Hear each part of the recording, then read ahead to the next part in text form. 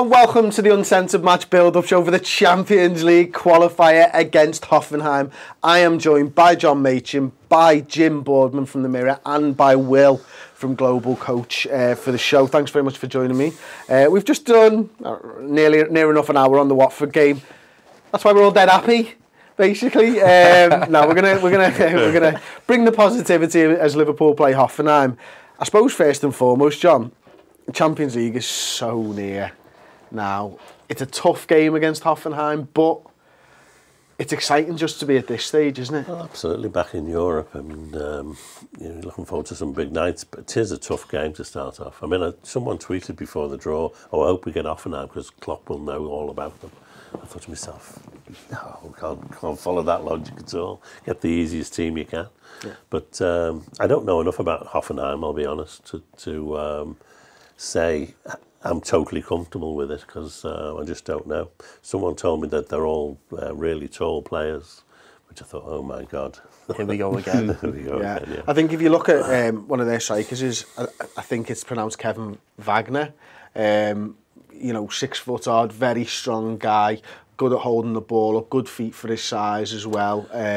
Not sure if he's playing yellow by any chance. Well, I'm not sure if he's going to be starting. But you know, we spoke to a Derby fan who played them in pre-season, and he thought they were very good, but he did think that Liverpool had the edge on them, Jim. We're not going to focus too much on Hoffenheim. We want to focus on Liverpool. First and foremost, it's going to have been 3 days by the time we played since the Watford game. We need to get that out of the system first and foremost, don't we? Yeah, definitely. I mean, I think that in a way is a worry as well, isn't it? Are the players going to be ready? But I think you've got to come back from that on Saturday and say, look, that wasn't good enough. But straight back into it now. Here's your chance to put it right. Everybody made a mistake probably in that game. Everybody did something wrong in that game. And anyone who gets to play on Tuesday gets to say, well, let me put that right. And it will. And I think this is the moment where you can give yourself a big boost of confidence. I mean, this sort of black cloud that's hanging over us after a draw, you know, you can put that to one side with a good performance and a good win in this first leg. And do you think it's going to help us actually then, Will, that, you know, we're not going to be going to an Anfield crowd who are disappointed for this game? Do you think it'll help that it'll be the away fans again? They're always going to be up for it regardless, and there's not that sort of edginess to a crowd at Anfield. I suppose it's less intense, isn't it, for the players, especially after the kind of capitulation at the back in the last game. I think Milner will help a lot. I think if he comes back into the side, it will add a little bit more, maybe vocality, but also at the same time assurance. You're at the back and you're thinking, you know what, he's steady and he does his job, and a bit of ease. But I mean, definitely in terms of after that against Watford, it'll be great to be able to get not at Anfield again and put it right before we do get back to Anfield. And the pressure's really on. I think it is going to be on, isn't it? And you know, we'll come to the starting 11s later on in the show, John, but what type of performance are you expecting to see? Do you think there's going to be a European style performance like we used to see on the Rafa, or do you think it's very much Klopp sets his stall out, how we play is how we play? Well, I think it'll be how we play as normal, but I do think we're a perfect team for away in Europe, because we've got so much pace going forward, and you would expect to come under pressure in a European away game, particularly against Hoffenheim, a good German side. And you know, it's made for the likes of Mane and Salah. I think I can see us scoring, and you know, those away goals are really crucial. You can see us scoring. Can you see us conceding as well? I would never back on us not conceding a goal, ever. But I actually think we'll win. But we will score at least 2. Okay, and Jim, how do you think Liverpool approach it then? Well, I think one thing in Europe that's different to the Premier League is you don't get away with as much physicality, do you? So whatever we say about the opposition and how big they might be and so on, some of the problems Liverpool face is because of how physical things are in the Premier League and what you can get away with. I mean, would Karius have looked as bad with sort of European rules when he first came to Liverpool? Or, you know, they get roughed about, don't they, more? The whole back four does, and the keeper. I think that'll help us. I think some of our problems on Saturday were down to that. So I think if we play with a similar kind of team, the similar kind of attitude, I think that little bit of a difference should be enough to get us to win. And as I said, just getting all these rusty edges sort of smoothed off, learning from your mistakes and moving forward from it. And I think we go out to win, and I think we will. Yeah, I mean, I'm looking forward to this game first and foremost. I'm gutted I couldn't be there. We've got Paul over in Germany. He's landed already at time of filming and stuff. He'll be looking forward to it, of course. We'll be doing some shows out around and about from Germany, and you know there'll be the instant match reaction straight after the game and all the fan cams straight after the game and stuff as normal. We'll be doing a live show from here. For me, I'm excited for this game. I think Liverpool need to go out after Saturday, like you guys have already said. We need to put a marker down now. We need to go out there and show that we can score goals and not concede. Now for me it's about making sure that we don't overcommit on the front foot. I don't think we did as such against Watford. I just think it was poor defending at key moments during the game, John, but I think it can be kind of what we saw in pre-season. We very much sat in our half and didn't press until they entered our half in pre-season. And I think it'll be more of that. And what that does is it provides a springboard and a little bit of space for the likes of Mane and Salah to get in behind. If you're winning the ball just round the halfway line, I mean, you can set those two away very easily. And they did that a lot in pre-season. And I think we've got to remember as well, of course, that last time we were in Europe, we got to the final. So that there's experience of playing in Europe in that squad. So I'm quite confident that we'll do okay. And it is going to be difficult because of the 3 days essentially, Will, isn't it? Poor result against Watford, which we've spoken about at length now, but well, I'll tell you what, I'll come on to the guest predicts the 11 first. So we'll get your starting 11s for us. I'll come to you first, Will. Yeah. So you want to turn that around for the camera for us? Here we go. And then we'll just focus in on that so we can see there. Read out your team for us, mate. Okay, I'm going with Mingere in goal. Same team that played Watford, apart from Milner at left back. So Trent, Matip, Lovren, Milner, Hendo, Chan, Gini, Salah, Firmino, Mane. I think same team with Milner at left back. Okay, and what about yourself, Jim? I'm pointing over that way. It's exactly the same team, isn't it? And then I think we know John's gone for exactly the same team again. So okay, well, we didn't cheat. No comparing. We were here before. Look over people's shoulder. Why, Will, do you think James Milner comes back in at left back? Because I think he just adds assurance completely to the back four. But I also think we saw Moreno's frailties in that game again. And it was blatantly obvious to see. And I mean, it's all well and good saying Moreno was great in pre-season, and this is a different ball game completely. You know what I mean? So I think, as well as he might have got Klopp thinking, okay, this could be potentially something, that game might have took him 2 steps back again. And Milner just adds that solidity. I think it's a good point, isn't it? I think the pre-season one's a great point, Will, actually, is that, you can play all you want, but it matters now. It's really, really important. And Klopp has to play players, Jim, doesn't he, that he can trust. And I don't know whether he thinks he can trust Moreno. Well, he maybe thinks he can trust him a little bit less than he did before Saturday's game. And I think, as well, there's the trust side, there's the experience side. Milner is an experienced pro. He's played for numerous clubs for how many years now? He's been in the game so long.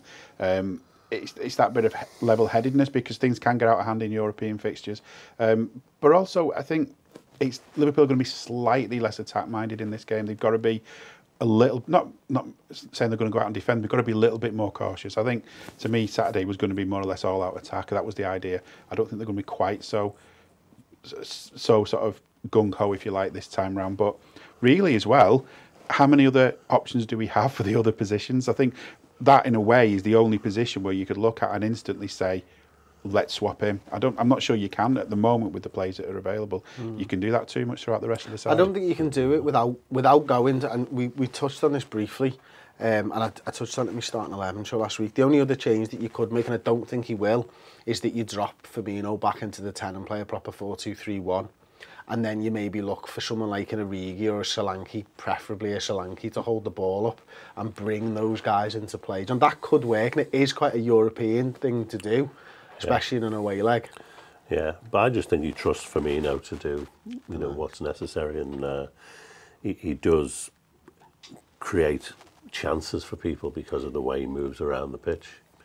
I mean, I think Milner's coming back. I would bring Milner back in because I do think inevitably we will have to do some defending because we're away in Europe to a decent side and they will attack us. Therefore, you need your strongest defence. So that's what I think. I don't think it'll be that he will see Moreno as having totally blotted his copybook. it would be too much of a switch from, oh, he's now grown up a bit, to, oh, I'm not playing him ever again. Yeah.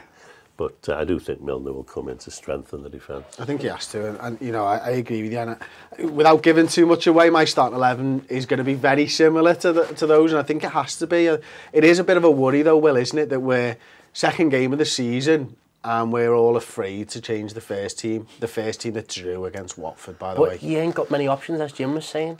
If you were to change it, I mean, it's all well and good saying we change it, but who would you change? The only players you'd bring in are all injured, aren't they? You know, Sturridge, Klein, Lallana, and obviously Coutinho. They're all injured, not available. Yeah, really sore back, John. Very sore back. That's knee just. He had a Volta I think he pulled it trying to reach the send button on his. But it goes back to what we were saying in the other show about if Coutinho does potentially go and we're left with Lallana, for a position like this, we're looking at maybe somebody with a bit of creative spark away from home in Europe. Who do you turn to? Do we need to bring somebody in then, or is it a formation swap? I thought before the last few games of last season, we were desperate for a creative footballer, someone who actually could thread a pass. I think we lacked that. And then he moved Coutinho back into that role for the last couple of games, and it seemed to solve the problem. Yeah. So if you're going to lose Coutinho, it's still there. You've got to have a creative midfield player. I think what you get with Lallana Someone like and Coutinho, Fabregas when he was a bit better. Absolutely. Yeah. I think with like Lallana and Coutinho as well, is you can actually change things in a game. So Coutinho can play as a more of a midfield, like a middle three than a front three kind of player, or Lallana can do the same. I think with the squad we've got available, it's harder to change things in a game, because I think a lot of the players are kind of pretty much, that's where you play. You know, they've not really got a lot of flexibility about them, which is going to be a problem, isn't it? Because sometimes in a game you need to just change it a little bit. The other thing, we don't have anyone who helps our midfield control the game. I never think, oh, we've got total control of this midfield now. It just doesn't seem to work. No. And that's because we don't have anyone who's commanding in midfield. I mean, the one thing for me is, if we do, and we are talking obviously ifs and buts here, but if we do get rid of Phil Coutinho, now wouldn't be the time to bring in a guy to develop. Now would be the time to actually go and buy a 30-year-old or a 29-year-old who can grab not only the midfield by the scruff of the neck, but the entire team. You know, we were linked very weakly with Arturo Vidal. But that's the perfect type of a signing. If you weren't going to sign Keita until next year, he would be the perfect person to come in, wouldn't he? 30-year-old. I just don't think that could. It's probably not going to happen. It's not, but that's the kind of mould of a player you'd want. You've got to react to losing Coutinho by bringing in a player to replace him. That's now. Yeah, exactly. Not in a year's time or 2 years' time. Barcelona haven't gone, oh, here's 200 million for Neymar, let's buy a couple of young lads and stick the rest in the bank. It's not going to happen. They've gone looking out for the best players they can find, hopefully to make themselves better overall after losing out on someone, and that's how Liverpool should be looking at it. If he goes, the end result is you should be making yourself better, because you've gone out and bought players that... A player who's already that good under Klopp could be even better. We've seen loads of players improve under Klopp, but they've already got to be really good. Yeah. There's no point buying one who's down here to get him up to here. They've already got to be up here. And I think we do probably already have Coutinho's replacement for the future in the squad. I just think it's a couple of years too early for Ben Woodburn right now. I think you've already seen during pre-season that he can take on parts of the role that Coutinho has been playing. Yeah. But it's far too soon. He doesn't need the Anfield crowd on his back when they think he is the new hero, the new man for the future, because there's no patience at Anfield, is there? No, that's a problem, isn't it? Okay, well, we've asked you to predict the starting 11 already. I'm going to come to you, John, first, and we'll do the score predictions. 2-1 to us. 2-1 away win. I'm tempted to stick my neck out and say we'll have a clean sheet. And you know what? I'm going to do it. 2-0 to Liverpool. Okay, well. I'm going to go 3-1. I think the pacing behind, I'm feeling confident about it. Okay, 3-1. I can't see us not conceding, so 3-1. Okay, I went 4-0 for the weekend against Watford. I'm not going to stick my neck out too far. I'm going to go 1-0 away win to Liverpool. Clean sheet, cracking European away. You know what I feel like this game's going to be like? Smash and grab. Smash and grab. Europa League football type of really shit game of footy, and I kind of hope it is that way, to be honest. Can we play a game like that? We got to the final of that competition, remember, a couple of years. We can dog it out with the best of them. I am hoping. I'm going to, you know what, maybe it's because I'm sat in Paul's seat. Last minute winner, 1-0.